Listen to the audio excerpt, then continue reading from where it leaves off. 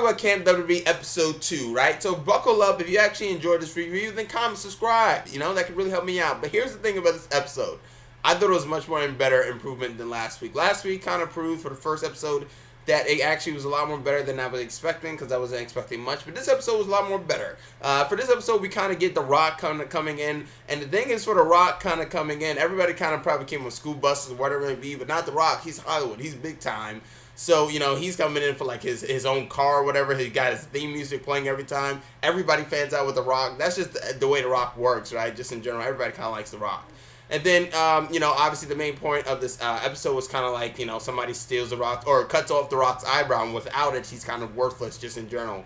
They kind of make The Rock seem like he was almost like slow or just kind of like stupid. The way his like voice was kind of coming across, and the way his like eyes kind of popped out when he didn't have the eyebrow made it look like somebody was like squeezing out a tube of toothpaste, where it's just like, and it was about to explode just in general.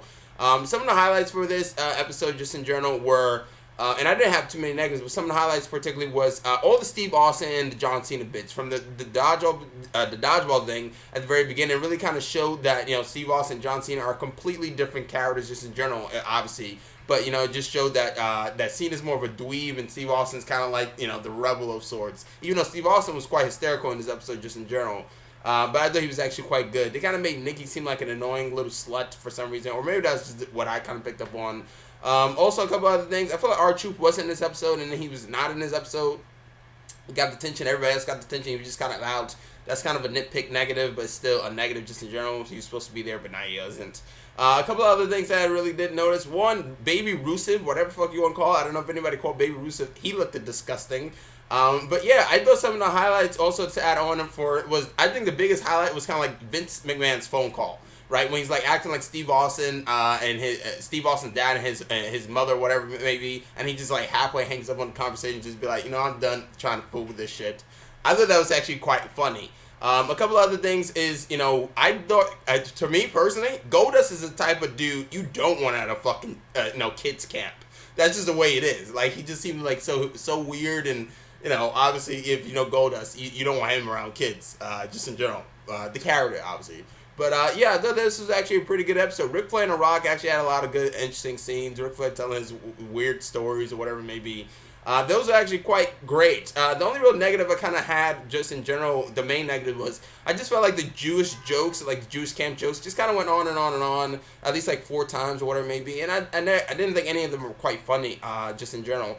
But the final scene where Vince McMahon is kind of like revealing, because it turns out that it was actually John Cena that cut off The Rock's eyebrow, because I like how they showed that Vince McMahon kind of exploits kids. I did like that. I thought that was actually quite good, because he was like, we can exploit him for this part, or we could do this, whatever, we can make money.